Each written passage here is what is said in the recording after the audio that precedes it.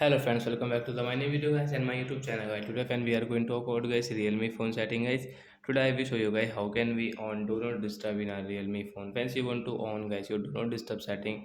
So how can you on today I will show you in this video guys. So before starting video friend first of all go and subscribe the channel guys, click the bell icon, like the video. So friends now let's see guys how can we turn on guys do not disturb setting. Guys we will on our phone setting first of all. Then guys scroll it. Once you can see this tab of setting. Once you will have to click on guys your sound and vibration setting guys. Tap here. Once you can see this tab of setting your sound and vibration. Once click on your do not disturb setting. Once you want to on your do not disturb so when you can on from here. And guys you can see your do not disturb schedule mode guys. You want to on schedule so when you can on you can set time from here guys.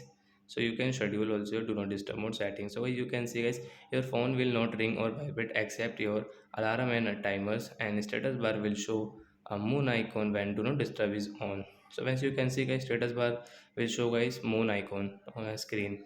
So like that guys we can on do not disturb mode. So that's it guys, thanks for watching the video, bye guys.